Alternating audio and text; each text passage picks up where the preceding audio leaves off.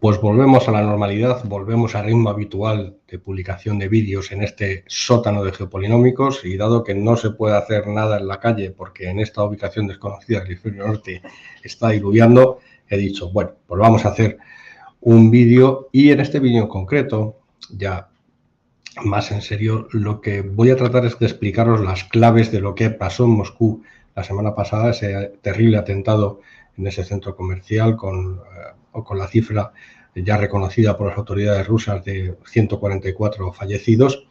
Y esas claves pasan, lógicamente, en primer lugar, por entender quién es o qué son este grupo del Estado Islámico de Jorasán, del Gran Jorasán. En segundo lugar, yo creo que la segunda clave es importante entender por qué Rusia es un objetivo, y además un objetivo prioritario de la yihad internacional. Haremos un poco de historia, un poco de barrido de lo que ha pasado en los últimos 22 años en territorio ruso, que ha habido bastantes atentados islámicos. Y luego, en tercer lugar, tratar de imaginar o tratar de hacer alguna hipótesis acerca de cuáles pueden ser las reacciones de Vladimir Putin ante este ataque directo contra su figura, porque realmente él siempre ha cultivado muchísimo esa imagen de defensor de Rusia, de apostar por la seguridad, de que no haya problemas de inestabilidad en este sentido en Rusia. Desde luego, prácticamente una semana después de las elecciones, un atentado de estas características, hace muchísimo tiempo que no se veía en Rusia, es claramente un ataque en toda la línea de flotación a su figura política. Bueno, pues sin más preámbulos, vamos allá, y lo primero que tenemos que analizar es este grupo que se ha declarado autor del atentado, este Estado Islámico de Jorasán. Y yo, como siempre, ya me conocéis, antes que todo, antes de nada, nos gusta la geopolítica, por lo tanto, lo primero que tenemos que mirar es a la geografía. ¿Qué es eso de Jorasán? ¿Qué significa Jorasán? Bueno, pues Jorasán es una de las últimas provincias que se unieron, voy a poner en grande, que se unieron al Gran Califato después de las conquistas árabes por todo Oriente Medio y el norte de África. Y esta provincia de Jorasán es una provincia muy extensa y que incluye extensos territorios de Asia Central, entre ellos prácticamente todo Afganistán, Tayikistán, el país entero, la mitad de Uzbekistán, la mitad de Turkmenistán y una buena parte de Irán. Por lo tanto, es un territorio muy extenso, es un territorio muy conflictivo, es un territorio en el cual las fronteras son lábiles, es un territorio en el cual hay muchísima pobreza, especialmente en dos países, en Afganistán y en Tayikistán. Y esa pobreza, digamos, es lo que probablemente esté empujando a decenas de chavales jóvenes a la radicalización, al extremismo y, por lo tanto, a este tipo de atentados. Bien, los autores materiales de los hechos, según las autoridades rusas, que han sido detenidos y están ya puestos a disposición de las autoridades judiciales, son tayikos. Y los tayikos no son solo los ciudadanos de un país que se llama Tayikistán, que está en la frontera. Los tayikos son un grupo étnico bastante amplio. Pero lo primero que tenemos que tener en cuenta es que estos tayikos son o eran parte de la Unión Soviética, es decir, eran parte del gran imperio soviético anterior a su caída en 1991, era una de las repúblicas soviéticas de Asia Central y sigue habiendo una importante presencia y es zona de influencia rusa, vamos a decirlo así, de esta región, con lo cual digamos que se dan muchos elementos. No estamos ante un atentado de un lobo solitario sirio que aparece en Moscú y organiza... No, estamos hablando de elementos muy peligrosos, además, de una etnia muy concreta que era parte del Imperio Ruso y que además vamos a ver que tiene importantes conexiones con Afganistán también. Bueno, a lo que iba. Los tayikos. ¿Quiénes son los tayikos? Bueno, pues los tayikos son los nacionales de ese país que veis a la izquierda, que es Tayikistán. He intentado utilizar un mapa lo más detallado posible, pero probablemente no seáis capaces de apreciarlo bien en el vídeo. Es un país que está encerrado entre países más grandes, está encerrado entre Afganistán al sur, entre China al este, al norte Kirguistán y al oeste Uzbekistán. Entonces es un país además muy pobre. De todas las ex repúblicas soviéticas es el más pobre de todos. Estamos hablando de unos niveles de renta per cápita realmente bajos. Llegado el momento haré un vídeo de Tayikistán porque creo que tiene una historia interesante que contar. Tuvo una guerra civil terrible justo después de la caída de la Unión Soviética en los años 90 y ahora mismo sigue en el poder un sátrapa, este sí que es un sátrapa, pero sátrapa, que ha sumido al país en una catástrofe económica fundamentalmente por los elevados niveles de corrupción que hay. Pero bueno, esa es la historia de Tayikistán que ya la contaremos en su momento.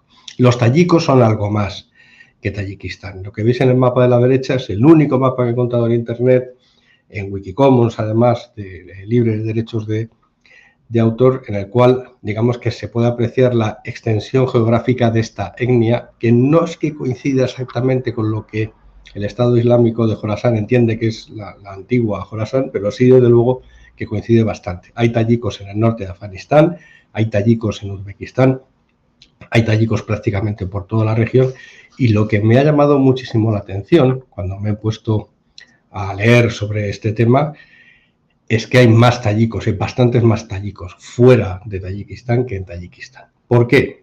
Pues por dos razones. Primero, pues como ya sabéis, lo de las fronteras pues es una cosa que los europeos nos pusimos estupendos hace un siglo y medio y dijimos, ala, por aquí y por allá, en muchísimos casos sin respetar los territorios históricos de muchísimas etnias y por lo tanto eso ha dado lugar a bastantes conflictos. Por ejemplo, la línea Durán en Afganistán es un caso de estos y digamos esa distribución un tanto caprichosa, vamos a decirlo así, de las fronteras, pues crea este tipo de situaciones en la cual la etnia es un concepto que desborda completamente la soberanía nacional. Bien, eso en primer lugar. Y en segundo lugar, la guerra civil de los años 90. Muchos de los tayikos que ahora mismo viven fuera de Tayikistán huyeron de la guerra, son refugiados de guerra y huyeron ¿a dónde? Pues huyeron no tanto a las zonas más al sur de Afganistán, porque ya entonces estaban en guerra, pero sí a las zonas más al norte, huyeron a Irán, huyeron a Rusia. Entonces los números, que son los que me han llamado muchísimo la atención, la verdad es que son realmente llamativos. Fijaros, viven más tayikos en Afganistán que en Tayikistán. Son 8,2 millones de tayikos en Afganistán, fundamentalmente en el norte, que en Tayikistán, que tiene una población en el país de 6,2 millones. Uzbekistán es el tercer país con más tayikos del mundo, 1,4 millones, pero mucho cuidado con el dato de Uzbekistán, porque según las estimaciones hay algunas de ellas que llegan a cifrar la población de tayikos en Uzbekistán en 6 millones.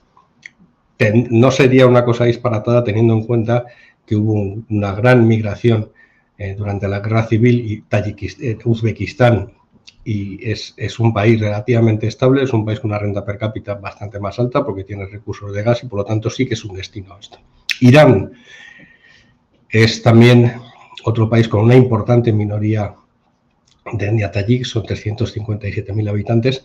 Y esto es importante, en Rusia 200.000, pero una de las cosas importantes de esta presencia tayika en Irán es que comparten idioma, el farsi. Los tayikos, aunque están en esa esquina, pegados a China, al norte de Afganistán, su lengua es el persa antiguo, con lo cual digamos que tienen ciertos elementos en común. Pero, dicho esto, también hay que dejar muy claro que el ISIS de Jorasán es sunita, es un grupo salafista, por lo tanto están en contra de la interpretación de los iraníes del siismo y digamos que aunque comparten esa lengua, no vamos a encontrar elementos ideológicos comunes o afines entre los ayatolá iraníes y los líderes del ISIS-K. Y hablando de líderes del ISIS-K, os voy a presentar a este señor, que sí, según le veis en la foto, yo lo primero que pensé es, madre mía, este parece sacado de una película española de los años 70 de Kinkis, pero no, es Sanullah Ghaffari, también conocido por su nombre de guerra como Sahab al-Muhajir, espero haberlo pronunciado bien, y a pesar de la pinta de Kinki que tiene, no os llevéis a engaño, porque es un señor que después de cursar sus estudios islámicos en Kabul, porque él es afgano, no es tayiko. Terminó también en la Universidad de Kabul un grado en ingeniería. Y además tiene una amplísima experiencia militar. Luego estamos ante un líder, el último líder de este grupo, que no es, digamos, un líder religioso, es un líder militar. Y es un líder militar que tiene, además, sobradas habilidades militares como para liderar una campaña de este tipo, como las que está librando en Afganistán. Bien, visto ya más o menos qué es el Estado Islámico de Jorasán, ahora nos falta por ver cuál es el problema. Y el problema no está en Rusia. El problema del Estado Islámico de Jorasán no está en Rusia, el problema del Estado de Jorasán está en Afganistán. Y es en Afganistán donde se está produciendo realmente los conflictos más importantes en los cuales está participando este Estado Islámico de Jorasán. Voy a poner este mapa, que lo he encontrado también en internet y me parece bastante llamativo. Esos son los ataques del Estado Islámico de Jorasán en territorio afgano, la mayoría concentrados en Kabul, pero como veis, las zonas periféricas, que son las zonas del norte, coinciden más o menos con territorio de etnia tayika, incluido el de Pakistán. Dudo muchísimo que haya una conexión étnica entre el Estado Islámico de Jorasán y los tayikos. Yo lo que creo más bien es que les resulta relativamente más fácil reclutar jóvenes extremistas y radicales entre los tayikos que entre otras etnias. Entonces, la guerra, digamos, la guerra importante que está teniendo el Estado Islámico de Jorasán es contra los talibanes. ¿Por qué? Pues por el control de Afganistán, lógicamente. Los talibanes lo que pretenden ahora mismo es consolidar su poder. Para consolidar su poder necesitan reconocimiento internacional, no necesariamente de Occidente, pero sí necesitan reconocimiento internacional y que con ese reconocimiento internacional vengan inversiones exteriores, porque uno de esos problemas es que Afganistán, recordar, sigue siendo uno de los países más pobres del mundo y donde la gente está pasando una situación de hambrunas catastróficas, con lo cual necesita recursos, necesita alimentos y tiene que pagar esos alimentos con dinero. Mientras que el Estado Islámico de Jorasán tiene esa interpretación estricta de la Sharia, lo que pretende es un califato global que incluya, para empezar, todos los territorios que pertenecieron inicialmente a los califatos que sucedieron a Mahoma, incluyendo al-Ándalus, por supuesto, y no quiere relaciones con el exterior, quiere bloquear toda relación con el exterior y no quiere que los talibanes se afiancen en el poder precisamente para evitar esa, vamos a decirlo así, entre comillas, contaminación procedente del exterior. Este detalle es muy importante. Y este detalle es importante porque nos va a servir para entender después por qué se ha producido ese atentado y cuáles pueden ser las reacciones por parte de Vladimir Vladimirovich. Bien, yendo a la situación de Rusia, ¿qué pasa en Rusia? ¿Por qué en Rusia hay tanto atentado islamista y por qué son además atentados tan cruentos? Porque a los que tenemos ya una cierta edad, tampoco mucha, porque seguimos siendo unos chavales, pero los que tenemos cierta edad sí que recordamos aquel espantoso atentado del año 2002 en un teatro de Moscú, que no son las mismas características, porque allí hubo rehenes, aunque después la intervención de las fuerzas rusas causó un número elevado de víctimas, pero sí que, digamos que el modus operandi era muy parecido y el objetivo es muy parecido. Es un teatro lleno, abarrotado de gente, entras con todo lo que tienes, intentas matar a la mayor cantidad de gente posible. Bueno, alguno podríais pensar, bueno, es que hay muchos musulmanes en Rusia. Sí, hay muchos musulmanes en Rusia, pero no hay tantos. Y no solo es que no haya tantos, sino que tampoco, digamos, son musulmanes radicalizados. En su inmensa mayoría son prácticamente ciudadanos de las antiguas repúblicas soviéticas de Asia Central, que son de religión musulmana, pero desde luego llevan una vida perfectamente integrada dentro de Rusia y están distribuidos prácticamente por todo el territorio, como podéis ver, y no se enganchan en este tipo de actividades, salvo en un caso concreto que fue el caso de Chechenia. Los chechenos, durante la década de los 2000 y prácticamente hasta mediados de la década de los 2010, sí que fueron muy activos en actividades terroristas como reacción a la guerra de Chechenia, como reacción contra Vladimir Vladimirovich, porque ya entonces esa guerra de Chechenia que empezó, ya estaba Vladimir por ahí. Entonces, digamos que tenemos una relación histórica de conflicto entre el Estado ruso y los grupos islamistas radicales, y esa situación de conflicto lleva, pues como está lloviendo y no puedo ir a ningún lado, digo, voy a ponerme a hacer números, que es lo que me gusta a mí. Digo, vamos a ver, ¿cuántos atentados ha habido en Rusia islamistas? Porque ha habido de otro tipo, y esto habrá que seguirlo porque he visto que ha habido unos cuantos atentados perpetrados por grupos neonazis dentro de Rusia, ¿cuál? Yo sabía de uno, pero luego no del resto. Pero yo ahora os voy a poner en pantalla nada más los atentados, digamos que se puede atribuir su autoría a grupos radicales islámicos o que han sido reivindicados por el Estado Islámico, por grupos chechenos. Pues fijaros, si no he contado mal, entre 2002 y 2023 ha habido 16 atentados. 16 atentados en territorio ruso, probablemente más atentados que en ningún otro país europeo. Y esos atentados tienen, digamos, dos fases. Una primera fase aproximadamente hasta 2012-2013 aproximadamente, donde los autores eran de origen checheno, y a partir de 2013-2014 ya se empieza a ver una mayor, digamos, intervención de grupos islamistas ligados al Estado Islámico, ligados al ISIS. Pues esto realmente es llamativo, es decir, lo que pasó el otro día no es una cosa que de repente, ¡hala!, ¿qué ha pasado aquí? No, esto viene de una larga tradición de ataques por parte de radicales islamistas contra Rusia, porque lo consideran un objetivo militar desde su punto de vista en el mismo pie de igualdad que pueda ser Europa Occidental o Europa en su conjunto y Estados Unidos. Incluso ha habido más atentados, bastantes más atentados perpetrados por islamistas radicales en Rusia que en Estados Unidos. No quiero con eso decir, o no quiero entrar en el debate si los servicios de inteligencia norteamericanos son mejores o peores, sino simplemente que el terrorista tiene la oportunidad de atacar uno de sus objetivos y lo hace, pero lo ha hecho con más frecuencia en territorio ruso que en territorio estadounidense o en territorio europeo. Bien, ¿qué pasa en 2015? ¿Por qué se produce ese cambio hacia 2011-2012? Bueno, en 2012-2013, 2011 empieza la guerra de Siria, y en esa guerra de Siria, en 2015, lo que sucede es que el Estado Islámico pues prácticamente controla la mitad del país. Tengo los mapas, ya sabéis que yo sin mis mapas y sin mi geografía no soy nadie.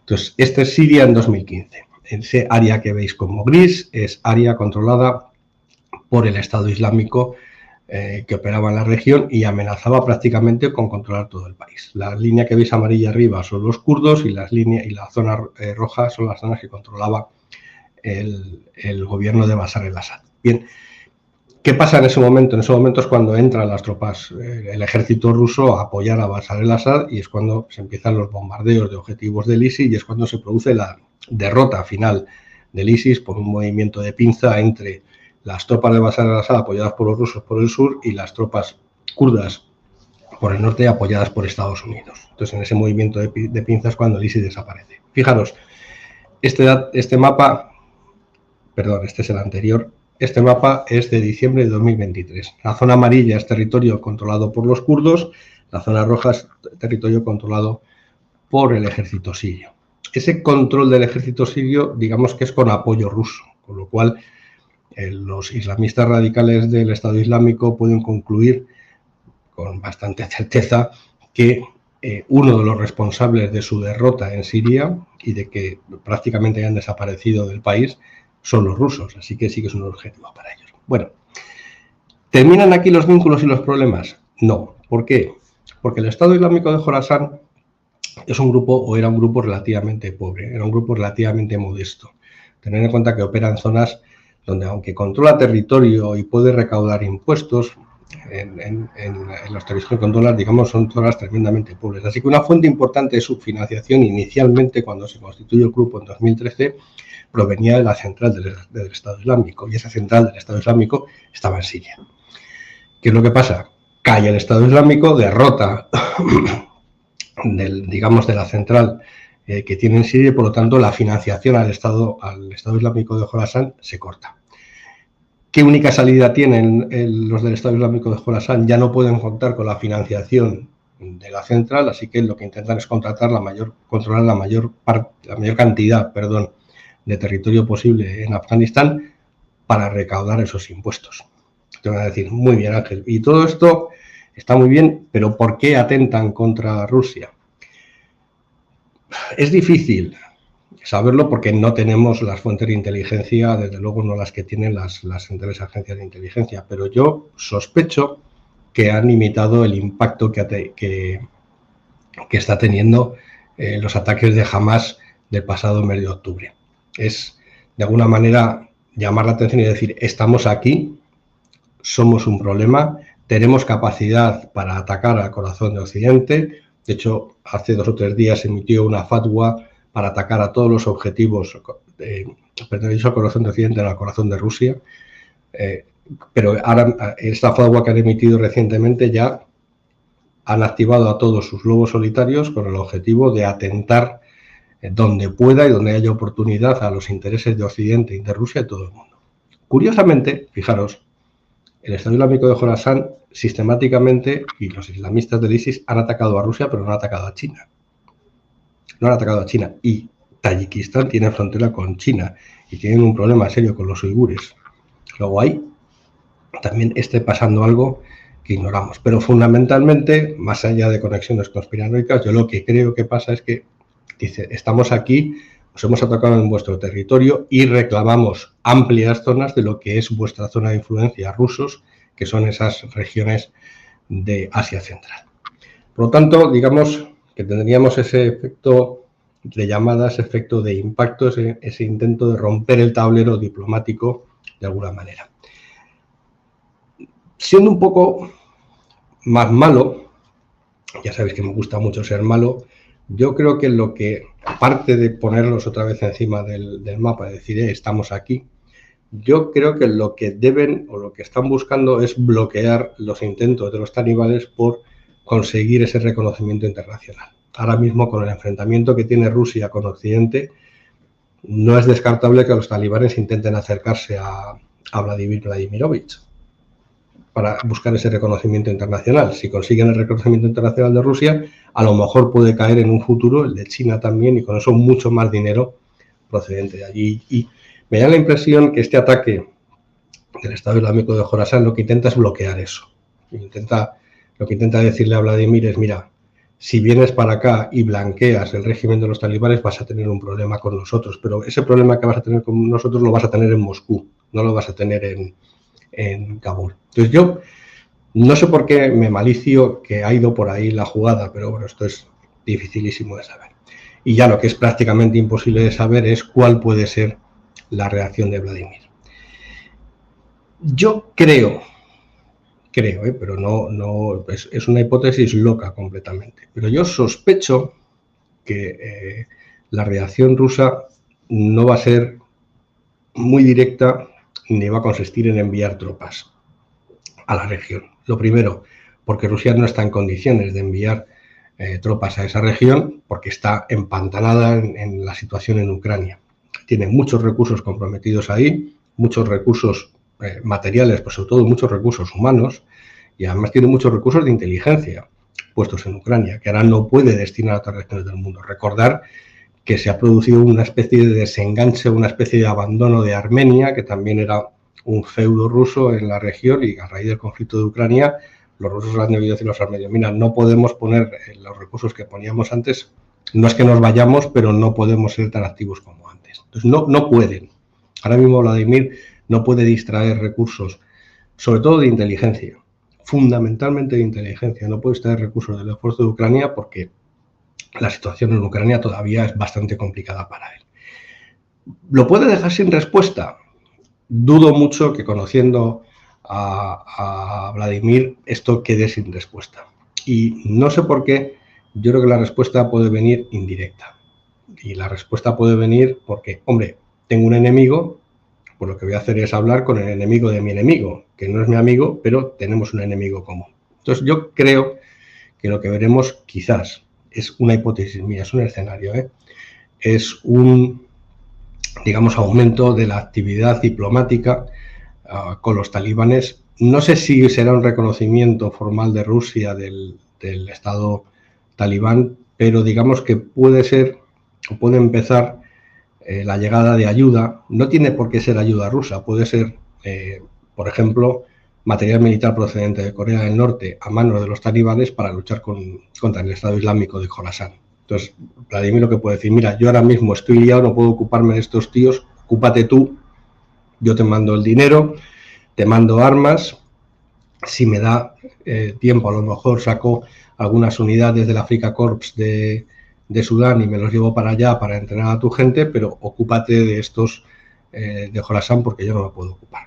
Pero no descarto que se produzcan más ataques del Estado Islámico de Jorasán en territorio ruso y, por supuesto, veremos también atentados en Occidente. Ahora bien, en Occidente es más difícil porque los servicios de inteligencia ya están muy acostumbrados a prevenir atentados islamistas y, hombre, siempre se puede escapar algo, pero ya lo he dicho muchísimas veces, no nos fijamos nunca en los medios de comunicación, pero hace poco en España, creo que ha sido la policía catalana, los Mossos d'Esquadra, ha detenido a una red de radicales que estaban planeando un atentado y es algo que sucede continuamente en Francia. En esto. O sea que no descartemos que se produzca ese atentado, pero yo creo que no va a ser de la magnitud de lo que hemos visto en Moscú, porque realmente ha sido una barbaridad. Bueno, pues con esto volvemos a nuestra rutina habitual. No sé si mañana o pasado Jorge y yo haremos un vídeo, porque tengo trabajando a los norcoreanos aquí arriba y siguen haciendo un montón de ruido, así que no sé si voy a estar en condiciones de poder emitir el vídeo. Y en cualquier caso, el miércoles, desde la ubicación desconocida del hemisferio norte, estaremos los tres mosqueteros de la geopolítica con el jefe de nuevo al mando. Muchas gracias y, por favor, como siempre, esta vez no he puesto vídeo de foto de canal porque no hay canal. No, tampoco hay nada navegable, pero bueno, suscribiros al canal, por favor, que ya somos cerca de 8.500. Esto va subiendo como la espuma. Venga, hasta luego.